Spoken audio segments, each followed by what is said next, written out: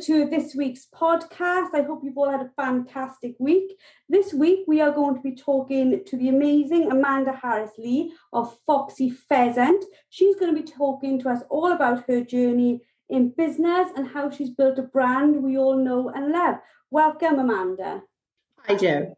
Tell us a little bit about yourself, Amanda, very quickly. We're going to go through all your story, but what is your sort of history with our working dog? So I had my first working dog when I was 7. I actually wanted a gun, but in 1986, I've aged myself there as well. In the 1980s, little girls didn't have guns. It wasn't the thing to do. So my father caved in and I had a spaniel. I had a working cocker and her name was Tess. She was named after the dog on Emmerdale Farm, actually. And that was my first dog. And I didn't get my second dog until I was 18. And I've had spaniels ever since. I've had all, I used to take on dogs to train. Spaniels are my thing. So a history of gun dogs and the countryside, has it always been part of your blood? Absolutely. Born and brought up on a farm in East Shropshire, beating, I think probably about 9 or 10. Didn't go to school on a Friday because we always shot on a Friday. That's not good, is it? and yeah, my father was a farmer. Countryside has always been really, really important part of what I do. So let's start out with, how was your business even born? Where does it come from? 2015, I lost my father to cancer in the September, and then my daughter was born in the 1st of November. Also during that period, I'd had quite a significant back injury, and so I'd been on, quite a journey. And by the time Pippa was born, I was done really. I was pretty empty. And I hadn't had a chance to go out shooting because I didn't feel like it. And in the end, some close friends sort of scooped me up and said, come on, we need to go. So I went out shooting. Well, I don't shoot, actually. I've got my gun dogs. So I went out, and I don't know whether it was the painkillers or all the sort of stress that I've been under. I don't know. But I just sort of started to see all these colours around me. I looked at the game cart and I was like, wow, look at all those colours in the birds, and look at the colours in the trees, and they're all sort of quite similar. For whatever reason, I just started to see all these colours, and originally I thought maybe I could turn that into fabric. I needed to fund it.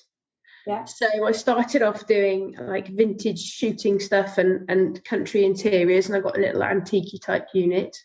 And that funded the first lot of fabric. And I was actually on the way to the printers to discuss doing an exhibition in London. Actually, I went to Olympia to an interiors show. And I was driving through Altrincham in Cheshire, where there's lots of ladies who jog. And we were driving past them, and they'd all got their sort of little sausage dogs and these amazing leggings. And I just thought, I could put my fabric on leggings. And I got to the printers and we had our meeting, and I went, I've had this most really random idea. And they said, oh, that's a fabulous idea. At which point I just talked myself out of it, because I thought, that's going to cost me a fortune. I just can't. I'm just not going to do that. Anyway, a couple of weeks later, my printer sent me 4 meters of fabric with a little Post-it note on it that said, I dare you. And I wish I'd kept that Post-it note. A couple of pairs of leggings, and that's it, really. Isn't it amazing they could see something in you and in your idea that you've had this idea, like loads of people, don't they? They have an idea, and then within seconds they start talking themselves out of it. Exactly. And you'd sort of done that in front of the printer, and they just literally went, actually, let's just keep that idea going in her head. Yeah. So do you come from like a textile background? No, I'm a land agent by trade. I studied at Harper Adams, and I before I moved to Wales, I managed country estates, sporting estates, farms for third parties. So that's my background. I like, I'm always a fan of interiors and colours and stuff like that, but never, I had no formal training in it.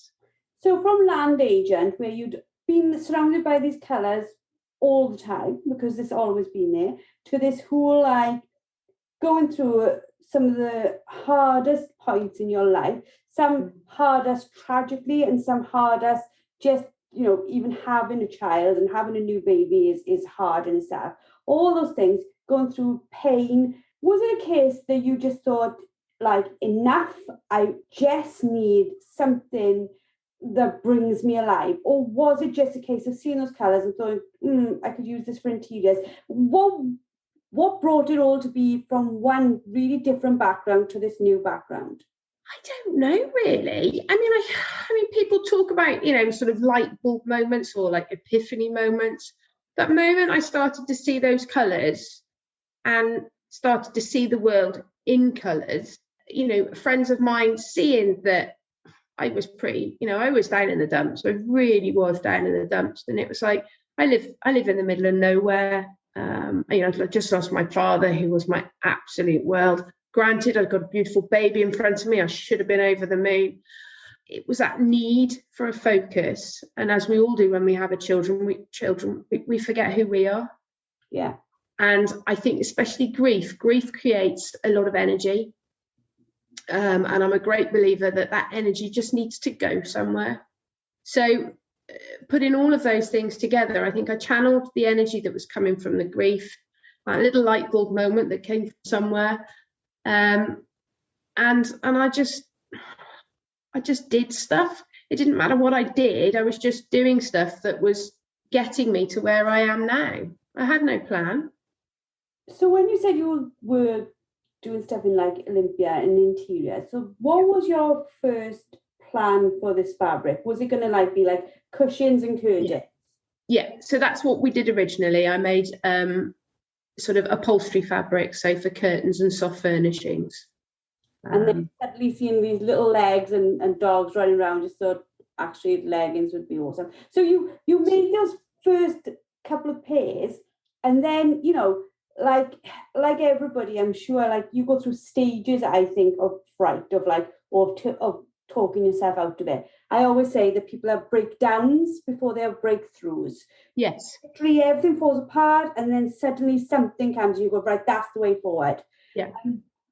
So when you had this whole idea for leggings, obviously there isn't a business behind the leggings yet. So what took these leggings into a business?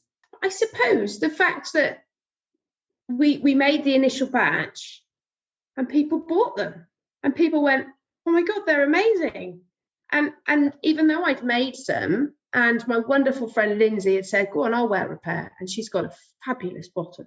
And she wore them, and the photo that she sent me of her wearing them, I was like, wow. And I think a lot of people also must have gone, wow. And so just sort of people having faith in it took it to the next level. Because I think even then, even though I'd made, X amount of pairs, it's that whole imposter syndrome. Yeah.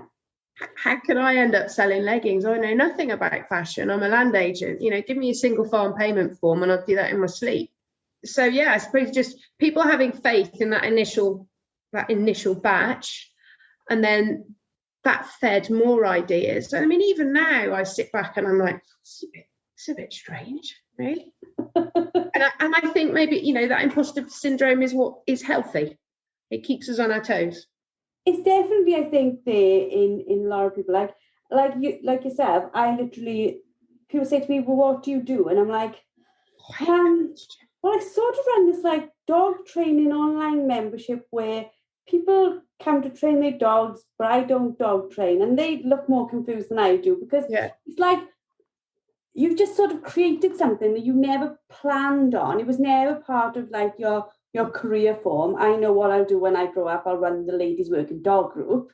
It's sort of like one thing leads to another thing to another, and you just suddenly find yourself in this flow, and that flow just feels right, doesn't it?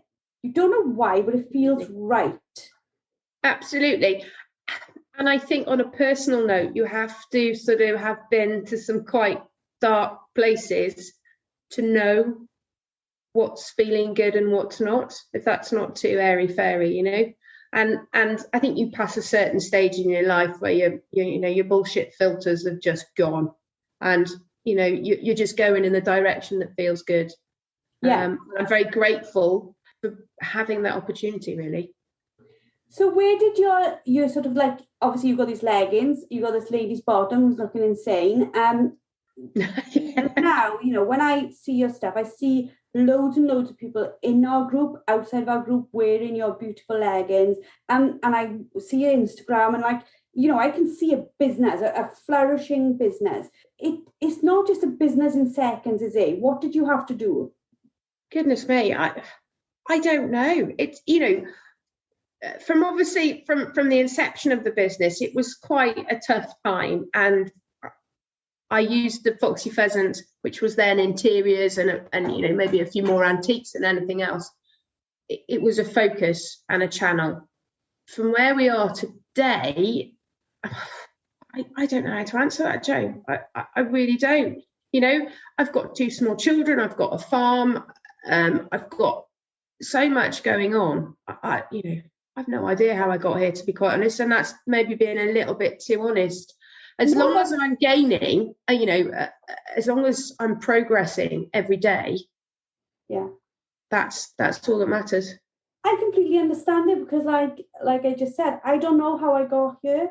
And if people said to me, like, take a different business and do it again, I'd be like, I don't know if I can, because I don't know what I did. But I think it is like what you said, isn't it? Like, people think that, creating or building a business or building a brand means you've just got this like perfect plan.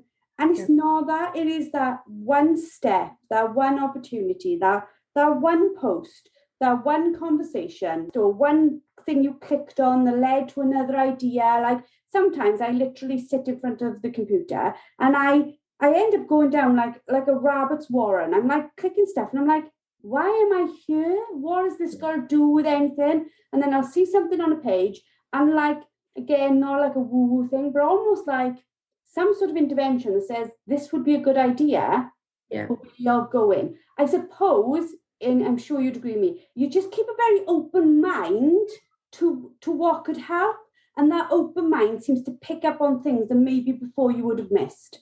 I completely agree with you. Yeah, it like literally baffles me, and I see like how you do things, and I see like the step by step, and like the new lines, the new ideas, the new creativity. That isn't all written down on a plan, is it? It doesn't say in January I'm going to have a new creative idea. No, it's completely organic. But what I do realise is that, we have got some amazing customers and some incredibly loyal customers. I want to keep them happy. I want to keep them interested. And to do that, I've got to keep coming up with the ideas. We've also, there are people that have started doing a similar sort of thing to us, which is the greatest compliment anybody could have. I try and think of new things and keep things coming out to keep the ideas coming. I've got the collaboration with the Game and Wildlife Conservation Trust here in Wales. I worked very closely with them in the past doing agri-environment schemes, and also with my passion being shooting. It's all entwined, really. So that's a really exciting project. I'm really pleased to be supporting the team there. They are doing a great job. I'm really excited about that. And again, it's an organic part of the process. I always think that it's very hard to reinvent the wheel. And like, for example, yourself, leggings. There's many, many millions of companies doing leggings. It's what you bring to leggings that makes it your brand. And like, I always have this idea of like blinkers on to what the rest of the world is doing. What do our customers need? What would they find quirky or fun or enjoy or something like that? You are what makes Foxy Pheasant you, isn't it? Yes, and what I decided was that I would make stuff that I liked and that fitted me. So here I am, 40-something, 2 kids down the line. I'd love to have a super slim figure. I haven't. I found an amazing fabric, and I've designed the leggings so that they fit in the right places. They The fabric is amazing at smoothing out, I'm going to say this, but the fabric is amazing at smoothing out lumps of bumps. I've made the waistbands so that they're I can only describe it as a big knicker fit, those big knickers. It's comfy. When you're out shooting, they're not going to move. You can tuck your vest in, they're going to be practical. So I designed a product that I would wear, that I needed, and that looks great. The tweeds look great out when you're out shooting. The active wear ones, there's a bit of countryside that you can wear when you're going to the gym, or you can wear in the summer when you're working the dogs. I designed them for me, thinking there's other people out there like me that we live in the countryside. We also have to go and pick the kids up from school. We also have to go to Marks and Spencer's to buy some food. If that pair of leggings will do all of those jobs. And that's what's like, when I'm listening to your story, it's fascinating, because our stories, even though our products are very, very different, they align in the same thing. Like the LWDG came from something that solved one of my problems. Yeah. I needed to find other women who could help me. And like what you're saying now, your product solved your problems. You knew that other people would have those problems. Like, I'm very similar, 42, 3 C-sections later, probably way too much chocolate in the evening because I can't drink wine because of my epilepsy. And I want clothing. I don't look for clothing like I did when I was 20. I look for clothing now that, like you said, if I put a pair of trainers on, it can cope. And if I put a pair of wellies on, it can cope. And if it has to go through the entire day with me. Yeah. And make me feel comfortable, but still look a little bit classy. And I think your products do that exceptionally well. There's something about them that says these are something a little bit different, don't they? I hope so. That is the intention. And I've tried to stay true to what I set out to be, which was, practical and stylish and fun. And I have had thoughts where I thought, I could do this or I could do that. But, vanilla doesn't pay. Anything in life, you need to do it like you mean it. And that's my goal, really, is to just keep creating things that give that exact message. And your product is massively needed. I spent some time in the States, and they do like hunting gear really, really well for women. They've thought about it. There's a lot of stuff. I don't find that in the UK. I've got to be honest. And because I'm like, I didn't even get 5 foot. Everything is like really, really long. You can't cut the bottoms on, like, if you buy well-known brands of shooting trousers, they've only got something in the bottom, like a zip or something like that. So you can't cut them off. And you just end up feeling like frustrated that you can't find the gear that makes you look good, but also does the job. And like, I spend my time beating. So I want stuff that can breathe, and like you said, an active way that will actually allow me to keep up with the dog. My job isn't to stand round and stay warm. It's almost the opposite problem, isn't it? You're flat out behind your 4-legged friend and you're covered in mud, and you need something that can just take that beating. So like you say about like doing something different. Do you I always get what I call like shiny magpie syndrome. Like I see other ideas and think, oh, that would be good. And I do have to rein myself in sometimes. So do you find yourself thinking, oh, I could make jumpers and I could make jackets, or is it like they'll come in time, or are you like, no, I'm just staying true to like the leggings and the accessories? Yeah, completely.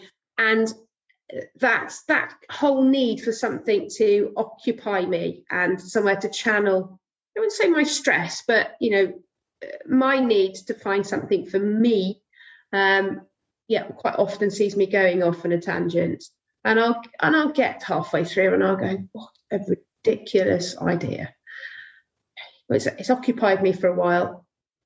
You don't want to do that. Let's concentrate on the job in hand. Or my other half will very kindly come along and tell me, what do you do? So don't tell him that. Right, it's the mind of an entrepreneur, isn't it? Because we are creative, we came up with the first idea, which got us to where we are now. Absolutely. Which then knocks that off. We still want to. I constantly want to create. Like, I'm sure the ladies now would say, if you bring out another T-shirt, we're going to kill you, because I just like that. But that for me, the same as somebody has a glass of wine. I will sit and do a logo because it does for me the same thing. Just it is my release of something. And is that how you find it? Is that like absolutely that way to do it? Completely agree with you. It's me time. It's a purpose. I really enjoy it. Yeah, it's my time. So you've got your leggings. What other products do you make that some of our listeners might not be aware of? So we make the leggings. Yeah. So we do neck tube snooty things. Yeah. Which are great. I'm obviously going to say that, aren't I? We do scrunchies. We do a sort of knotted headband, which is on the sort of old-fashioned preformed plastic, the Alice bands. But I've covered that in our fabric, and it's got a quite nice knot. That's really nice. We've got a few cheeky dog bandanas because I know that there's quite a few gun dogs who are style icons. Is there plans to make more things for dogs? I don't know, really. I mean, I have been asked that before, but I mean, going down the route of sort of dog coats and things like that, that's a whole different avenue. That would be a whole different manufacturing process and different materials. All my seamstresses, so for our accessories, they're all made by ladies locally. So I'll turn up to their house with a big pile of fabric cut out, and they sew them all, and then I collect them all up. So this truly is a Welsh product then? Oh, absolutely. All the accessories are made in Pembrokeshire. It's my choice to do it this way because, I could have had these made in Eastern Europe en masse, but that is not what we're about. I wanted to really sort of stick a flag in the ground and show people that a rural enterprise really can run from the middle of nowhere, and that there is a skill set there that maybe isn't utilised.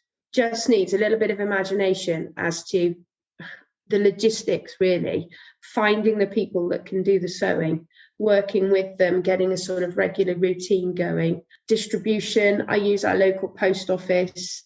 I send everything by special delivery, which is a little bit expensive, but it goes through my local post office. And that's another business that's benefiting from our work. Again, through choice, I could use a different courier, but I don't want to. My leggings are made in Mid Wales at a tailor's there. And I'm really pleased that they've actually taken on a student now. So they are an apparel maker. So they make a lot of samples for a lot of big names.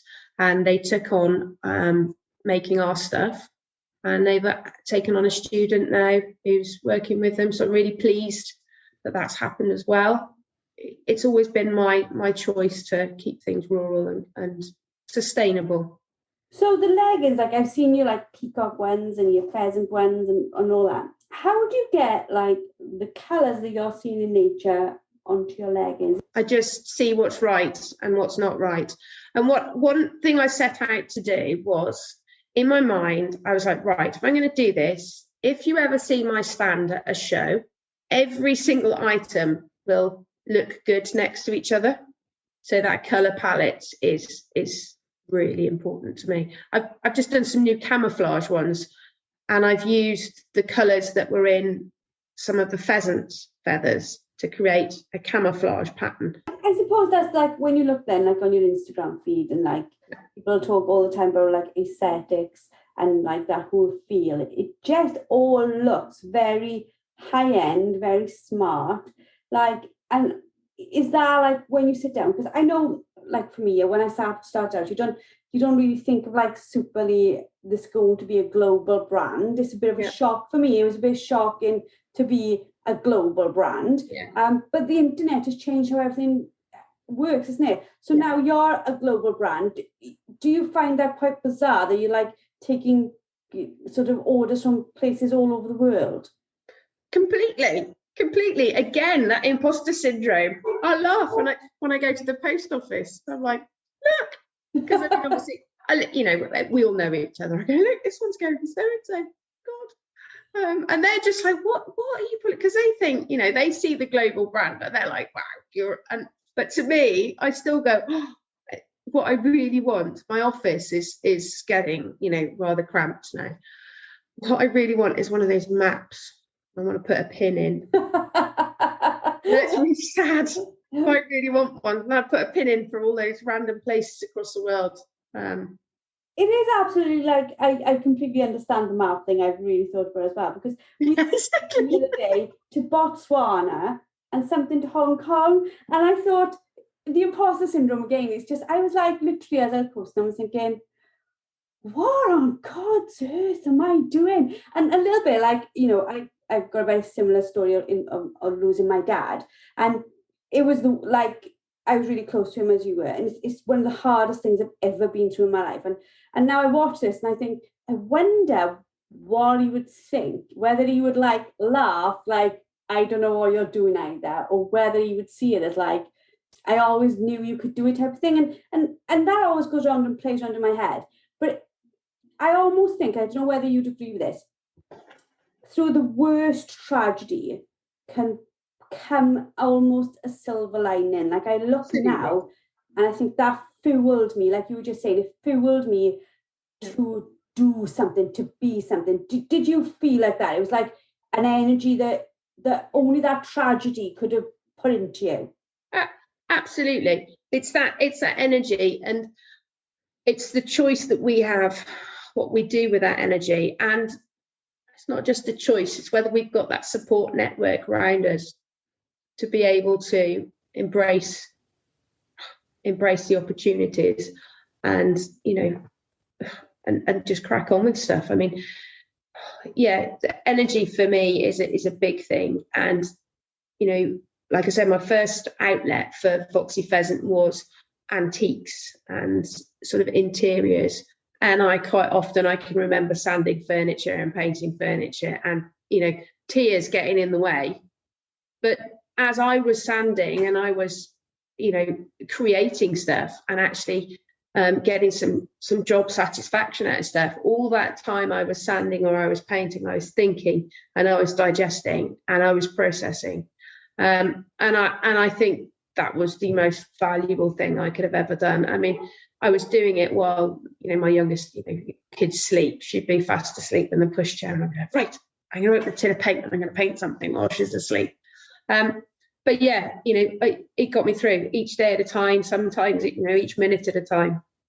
I survived, and that's, You talk about support there, and you've mentioned your other half. Is he really supportive? Like, because my other half is like, literally, I say to some people, you see me, but you don't see the rock behind me, which is my husband. Is that the case for you, having that person who? Because for me, sometimes that imposter syndrome overwhelms me to the point where I'm like, I really shouldn't be doing this. This is not who I am or what I am.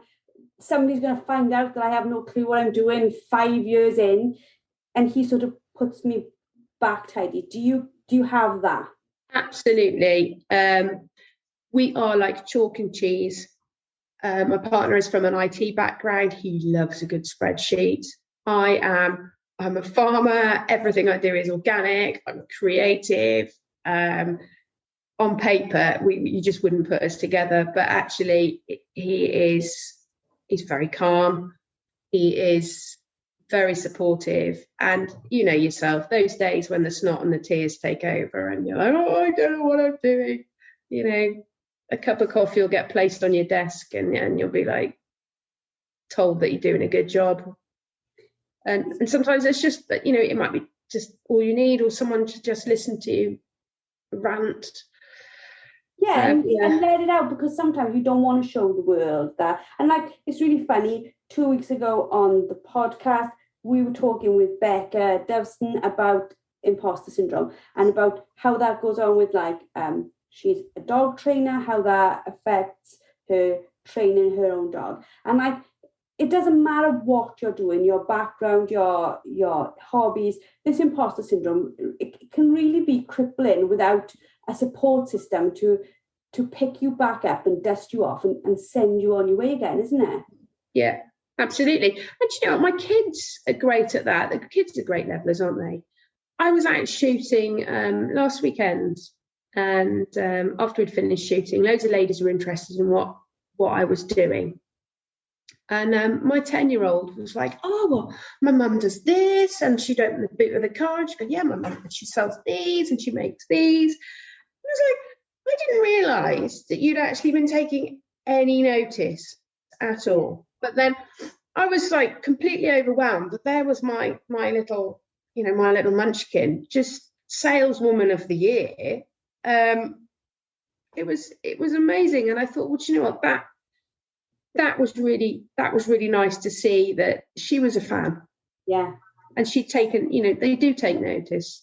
And they love it. They'll be rummaging through the scrunchies when they come in, because I get, I have them in a big batch, and I sort of finish them off myself. And I'm like, oh, can I have that one to go to school with? And they, well, that's a big compliment, isn't it? If your kids think you're doing a good job, I think that's about as good as it gets, isn't it? And I think our children, but especially our daughters, we're showing them a different way of life, aren't we? We're showing them, like, I don't class myself as old. My mum and dad run a business. You come from a farming background. You've seen people work for their livelihood. But I think we set a different bar now, because our children, they look at the internet as they be in their futures. They look at digital technology as being their futures, or almost a lot of them do. We show our daughters that they can have it all. They can have a global business. They can be creative. They can have children. They can have, the partner. They can have it all. Where life has always said, maybe you can't have it all, we're actually saying, yes, you can. Yeah, absolutely, you can. And you have to have the balance. There are days, if the children are poorly, then Foxy Pheasant doesn't happen. First job, my most important job is to take care of my children. The job fits around them. Yeah, I'm very grateful that I've got that flexibility. They do see me still sat at the laptop when they go to bed, and sometimes I'm sat at the laptop when they get up in the morning. There is that balance, it's give and take, isn't it? The one part they get is freedom, in mum hasn't got to go to a job as such. She's there, there to put them to school, there when they come home, there for everything else in between, can play taxi, can do whatever. But then on the other side, there are times when you are like, look, you can see me in this house, but I'm not here. I have got to get this piece of work done. And I think that teaches them something as well, because I think for any business owner who started their business at home or works from home, we teach our children they have to have self-discipline, and this is something that our ladies with their dogs need. You need self-discipline. You've got to have that get up and go and get it done, even when you really don't want to. That support network, again, is really important. I'm really lucky to have a group of friends around me, and we're all self-employed in various different guises, and being able to pick the phone up and send a message saying, oh my God, the internet's broken, or, oh, what do you think about this? Is absolutely priceless. And I'm not, I don't just all happen to be, all girlfriends. Trying to show my daughters that, having good friends around you is so important in life. And, I've got a friend of mine who's a florist. When she's busy, I'll go and play at being a florist for the day and love every minute of it, because that's what it's about, isn't it? It's having a network behind you where you can pick people's brains and get a bit of reassurance, because we all have to make decisions and have it, when the buck stops with you, sometimes you're like, I haven't slept for 2 or 3 days. I've got to make a big decision here. Oh, better ring so-and-so. But then, you need to return that favour as well. So I'm really lucky to have that kind of support. And I think as well, so like this podcast, the LWDG, everything, I look at it sometimes and I think it was born out of a passion, but it's almost built a community of far more than just me, but of small groups within that community where they support each other. Some of my best friends are now in a group where I didn't see anything like that 3 years ago. And I think the internet has changed how we make friendships and where we find our strength from, isn't it? You know, like until tonight, we hadn't seen each other face to face. We chatted, and you know, like when you came onto here, we like doing this on a Zoom. It's like, oh, it's nice to sort of meet you properly. But you can get strength even if you can't see those people around you in your local community. You can find them, can't you? They're there for you. Absolutely. And you know, social media is a fabulous. It has its bad points. It really does. But you know, I've made some great friends on social media, and quite a few of them I've never met. But you know, once all this COVID stuff is out of the road, I am going on the road, and I'm going to visit every single one. And meet all these wonderful people that are part of my virtual support network as well. You know, it's great. Well, definitely pop past Aberdeen because I'm not that far from you, and I'm settle on. Thank you very much for this podcast. It's absolutely fantastic. I'm sure the ladies, they're just going to love listening to how, you know, your journey, your story, your inspiration, and loads of stuff what you said is absolutely relative to your dog training journey as well. I find them very, very similar stories. Like the strengths, the friendships, the feeling like you can't do it, the needing to plan and to grind and to be creative. They're all in every one of my dog training sessions as much as they are when I'm sitting in the office. For the ladies who want to find you online, where do they find you, Amanda? Well, we've got our website, which is just foxypheasant.co.uk. We're also on Instagram, Foxy Pheasant Limited on Instagram. We have a Facebook page, again, Foxy Pheasant. And you'll be able to find us there. Well, I'm sure all the ladies will leave this podcast. If they don't know you already, which I'm sure many of them do, and they probably loved hearing your story, but if you haven't heard of Amanda before, go check out her stuff. You will be absolutely in love. You will be scrolling for hours. Thank you very much for doing this for us. It's been an absolute delight, and hopefully we'll get to meet up in person real soon. That's lovely. Jo, it's been an absolute pleasure. It's been lovely chatting with you. See you soon. Bye now. Thank you.